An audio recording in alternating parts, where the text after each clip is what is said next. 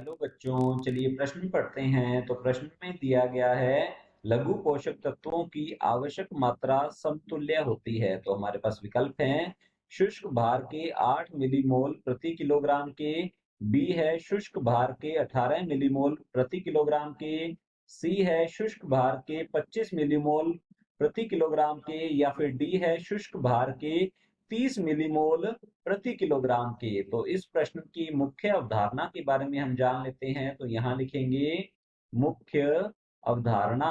इस प्रश्न की मुख्य अवधारणा है पादपों पादपों के पोषक तत्व। पादपों के जो पोषक तत्व हैं, पादप पोषक तत्वों को अकार्बनिक रूप में प्राप्त करते हैं मृदा से, और ये आयनों के रूप में पोषक तत्वों को अवशोषित करते हैं मृदा से।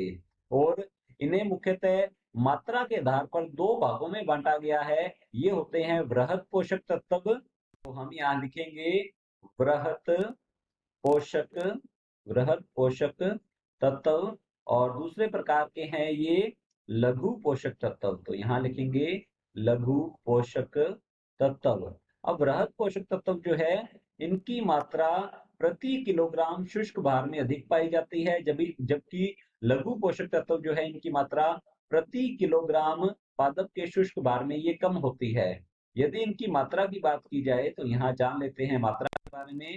तो इनकी मात्रा जो है वृहत पोषक तत्वों की, यह होती है 10 मिलीमोल। तो यहाँ लिखेंगे 10 मिलीमोल से अधिक।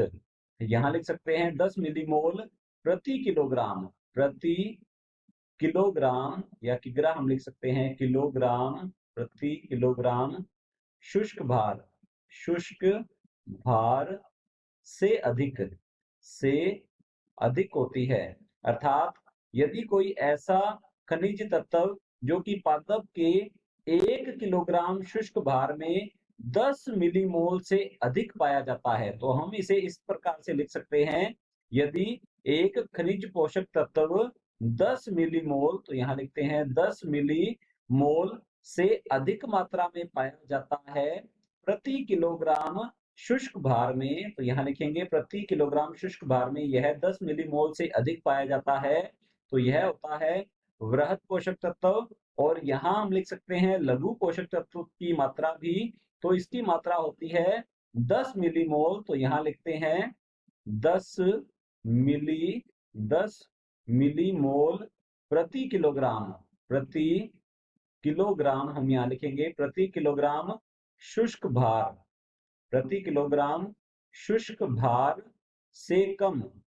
यदि कोई ऐसा खनिज पोषक तत्व जिसकी मात्रा पादप के प्रति किलोग्राम शुष्क भार में 10 मिलीमोल से कम होती है, इसे लघु पोषक तत्व कहते हैं। तो इसे हम इस प्रकार से लिख सकते हैं कि 10 मिलीमोल 10 मिलीमोल से यदि किसी पोषक तत्व की मात्रा कम होती है प्रति किलोग्राम शुष्क भार में, प्रति किलोग्राम शुष्क भार में यदि कोई पोषक तत्व, खनिज पोषक तत्व 10 मिलीमोल से कम मात्रा में पाया जाता है, वह कहलाता है लघु पोषक तत्व। तो चलिए देखते हैं विकल्प की ओर। विकल्प ए दिया गया है शुष्क भार के 8 मिलीमोल प्रति किलोग्राम। तो हमारा ए विकल्प जो है ये बिल्कुल सही उत्तर है, क्योंकि 8 मिलीमोल जो है यह 10 मिलीमोल से कम है। तो यहाँ पर जैसे कि हमने समझा है, यदि किसी खनिज पोषक तत्व की मात्रा पादप के 1 किलोग्राम शुष्क भार में 10 मिलीमोल से कम होती है, तो वह लघु पोषक तत्व कहलाता है। तो हमारा ए विकल्प बिल्कुल सही उत्तर है। बी है शुष्क भार के 18 मिलीमोल प्रति किलोग्राम, तो यह वृहत पोषक तत्व होगा। तो हमारा बी विकल्प गलत है। सी है शुष्क भार के 25 मिलीमोल प्रति किलोग्राम के, तो हमारा सी विकल्प भी गलत होता है। और डी है शुष्क भार के 30 मिलीमोल प्रति किलोग्राम के, तो हमारा डी विकल्प भी गलत होगा। विकल्प ए बिल्कुल सही उत्तर है। आशा करता हूं आपको समझ में आया होगा। धन्यवाद।